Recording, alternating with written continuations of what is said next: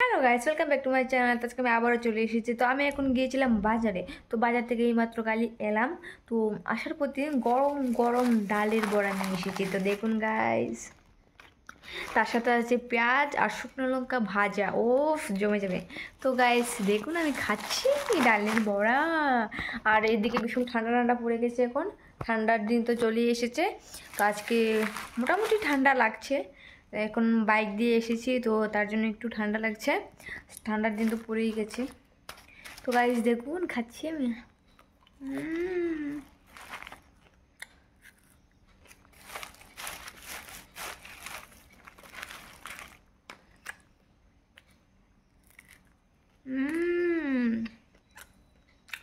जबरदस्त, खाने को बहुत अच्छा है।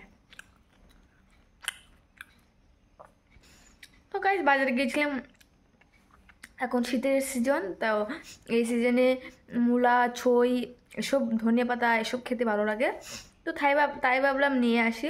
তো আজকে মানে সিম এনেছি। আমাদের এখানে ছই বলে, আসলে এটাকে সিম বলে। তো সিম সিম আর তারপর মূলা, তারপরে ধনিয়া পাতা, তারপরে ট্যাংরা মাছ এসব এনেছি। তো রান্না করব শীতের সিজনে ধনিয়া পাতা দিয়ে। উফ, জমে যাবে। শীতের সিজন বলতে সেই ছোটোবেলার কথা মনে পড়ে যায়। ছোটোবেলায় মা রান্না করে খাওয়া, তো উফ, দারুণ দারুণ আইটেম সব। তো এখন নিজেকে রান্না করে খেতে হয়, এই আর কি। যা, তো খেতে তো হবেই।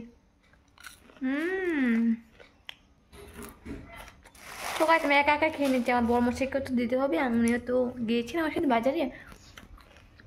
তো গাছ আমার বড় মশাই চলে এসেছে, উনি ওনার বাইকটা তুলে এসেছে আর এদিকে খাচ্ছে। তো একটা খেয়ে দেখুন,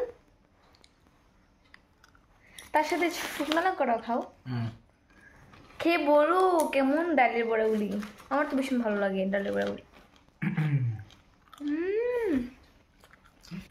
তো গাইস ঠিক আছে, এই ভিডিওটা আজকের মতো এতটুকুই। কালকে আপনাদের সাথে শেয়ার করব সিম আর মূলার তরকারিটা যে বানাবো, সেই রেসিপিটা আপনাদের সাথে অবশ্যই শেয়ার করব। তো আজকের মতো এতটুকুই। বাই বাই সবাইকে।